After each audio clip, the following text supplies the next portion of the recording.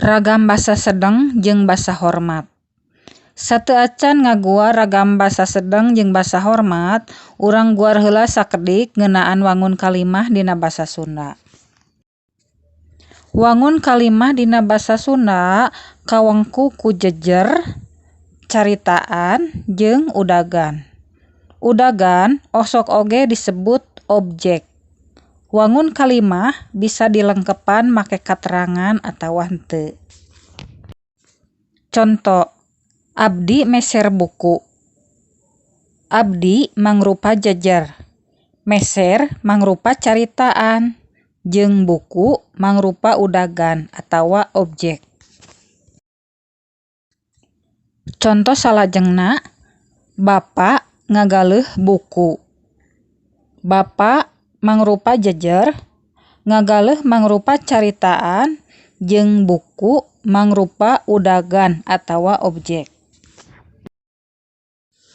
Perhatikeun dua conto kalimah ieu. Kalimah abdi meser buku jeung bapa ngagaleuh buku miboga harti anu sarua, nyaeta sarua mangrupa upaya pikeun ngameunangkeun buku ku cara ditukeran ku duit salaku alat tukeurna. Tapi caritaan anu digunakeun pikeun jejer abdi teu sarua jeung caritaan anu digunakeun pikeun jejer bapa. Jejer abdi make kecap meser, sedangkeun jejer bapa make kecap ngagaleuh. Kecap meser mangrupa kecap pagawean ragam basa sedeng. Ragam basa sedeng digunakeun pikeun diri sorangan atawa pikeun sasama. Kecap ngagaleuh mangrupa kecap pagawean ragam basa hormat. Ragam basa hormat digunakeun pikeun kajalema anu saluhureun umurna atawa kalungguhanana, kayaning kanggo sepuh atawa inung bapa, kanggo guru, kanggo pajabat, jeung sajabana ti eta anu kawilang dianggap leuwih luhur darajatna.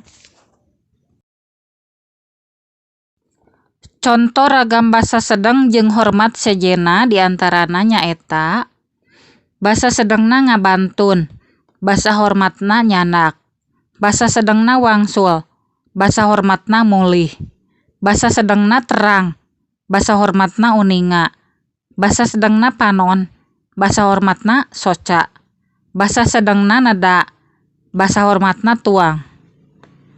Kecap neda dina basa Sunda salian ti miboga harti dahar, miboga oge harti anu sejen, nyaeta hartina menta, tapi tetep kaasup kana ragam basa sedeng.